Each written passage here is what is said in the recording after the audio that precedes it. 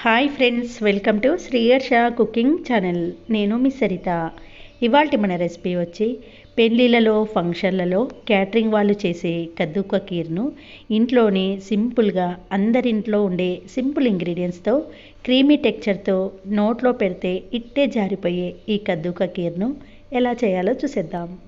దీనికోసం లేతగా, ముఖ్యంగా ఫ్రెష్గా ఉన్న సొరకాయని తీసుకొని శుభ్రంగా కడిగి పీల్ ఆఫ్ చేసుకొని మనము ఇంట్లో గ్రేటర్ ఉంటుంది కదండి, కొబ్బరి తురిమేది, దానితో తురుముకోవాలి.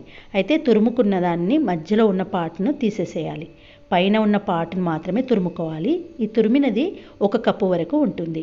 దీనిని పక్కన పెట్టేసి స్టవ్ ఆన్ చేసి ఒక ప్యాన్లోకి 2 టేబుల్ స్పూన్ల నెయ్యిని వేసుకోండి. మన తురిమిన సొరకాయను దీంట్లో వేసి మంటను సిమ్లో పెట్టుకొని నెయ్యిలో ఒక 2 మినిట్స్ పాటు దూరగా వేయించుకోవాలి. ఇలా కొద్దిగా వేగిన తర్వాత ఈ సొరకాయ మునిగేంత వరకు, అంటే అప్రాక్సిమేట్లీ అరకప్పు మాత్రమే వాటర్ పోసి మంటను సిమ్లో పెట్టుకొని వాటర్ పూర్తిగా ఇనికిపోయే వరకు ఉడికించుకోవాలి. చూడండి, ఇలా వాటర్ పూర్తిగా అబ్జర్వ్ చేసుకున్న తర్వాత లైట్గా కొంచెం వాటర్ ఉన్నప్పుడే స్టవ్ ఆఫ్ చేయండి.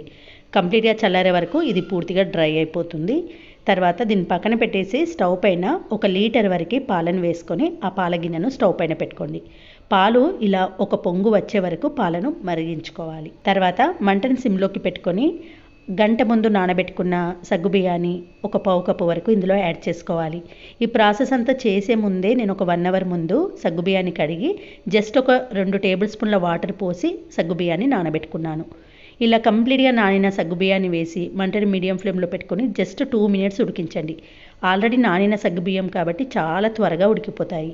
సగ్గుబియ్యము సెమీ సాఫ్ట్గా ఉడికిన తర్వాత మనము ఉడికించుకున్న సొరకాయ తురుమును ఇందులో వేసి కలుపుతూ ఒక 2-3 మినిట్స్ పాటు మరిగించుకోవాలి.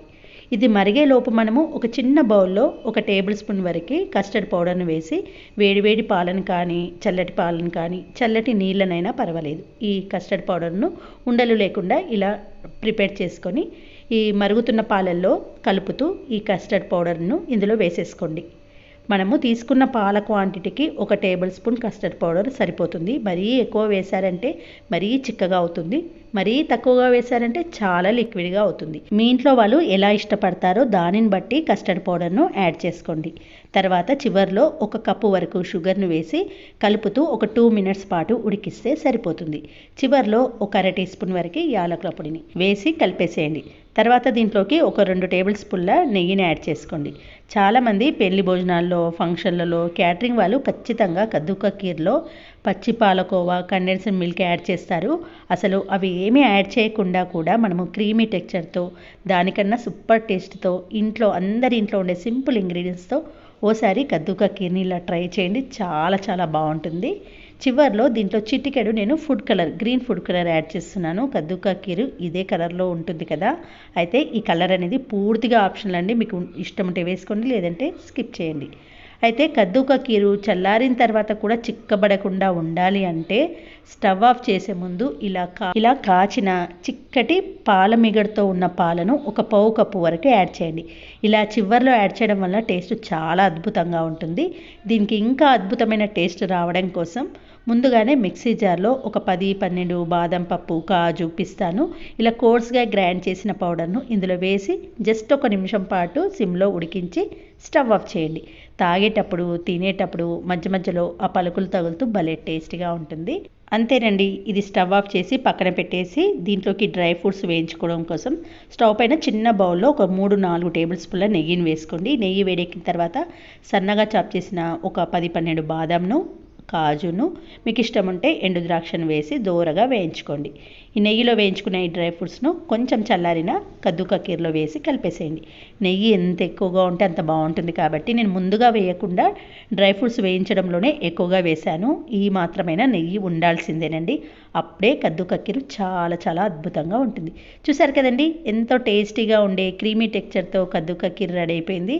పూర్తిగా చల్లారిన తర్వాతనే నేను సర్వ్ చేస్తున్నాను. ఇలా లిక్విడ్గా ఈ మాత్రం ఉండాల్సిందే, అలా అయితేనే పర్ఫెక్ట్గా కుదిరినట్టు. ఓకే ఫ్రెండ్స్, మరి నేను చూపించిన సింపుల్ ఇంగ్రీడియంట్స్తో ఎంతో టేస్టీగా ఉండే కద్దుక కీర్ మీ అందరికీ నచ్చితే వీడియో చూసిన వెంటనే ఒక లైక్ చేసి తప్పకుండా మీ ఫ్రెండ్స్తో, రిలేటివ్స్తో షేర్ చేయండి. స్టవ్తో కానీ నెయ్యితో కానీ అస్సలు పని లేకుండా నిమిషాల్లో చేసుకునే కమ్మటి స్వీట్. ఏదైనా స్వీట్ తినాలనిపించినప్పుడు అప్పటికప్పుడు ఇంట్లో ఉన్న సింపుల్ ఇంగ్రీడియంట్స్తో ఎంతో టేస్టీగా ఉండే ఈ బర్ఫీ ట్రై చేయండి. చాలా చాలా బాగుంటాయి. మరి ఆలస్యం చేయకుండా వెంటనే ప్రాసెస్లోకి వెళ్దాం పదండి. దీనికోసం ఒక మిక్సీ జార్లో 1.5 కప్పు వరకు పుట్నాల పప్పును తీసుకోండి. తర్వాత దీంట్లోకి ఒక 20 వరకు బాదం పప్పును, ఒక 15 వరకు కాజును వేసుకోండి. అదే కప్పుతోటి 3/4 కప్పు వరకు షుగర్ వేసుకోండి. షుగర్ ఇష్టం లేని వాళ్ళు బెల్లాన్ని కూడా యాడ్ చేసుకోవచ్చు. అది తురిమి వేసుకోండి. 2 యాలకులను వేసుకొని వీలైనంత మెత్తగా సన్నగా గ్రైండ్ చేయండి. ఈ గ్రైండ్ చేసిన పుట్నాల పొడిని ఒక వెడల్పాటి బౌల్లోకి వేసుకోండి. వేసుకున్న తర్వాత ఎక్కడ కూడా పిండి ఉండలు లేకుండా పూర్తిగా పౌడర్లా స్మాష్ చేసుకొని వేడివేడి పాలను ఒక 1/4 కప్పు మాత్రమే వేసి ఇలా మెత్తగా ముద్దలా చేసుకోవాలి. ఇందులో చక్కెర పౌడర్ ఉంటుంది కాబట్టి పాలు చాలా తక్కువగా పడతాయి. కాబట్టి ఒకేసారి వేయకండి. 1/4 కప్పు మాత్రమే సరిపోయాయి నాకైతే. ఇలా ముద్దలా సాఫ్ట్గా చేసుకున్న తర్వాత ఒక ఫ్లాట్గా ఉన్న ప్లేట్కు నెయ్యిని అప్లై చేసుకొని వీడియోలో చూపిస్తున్నట్టు ఇలా ఈవెన్గా స్ప్రెడ్ చేయండి.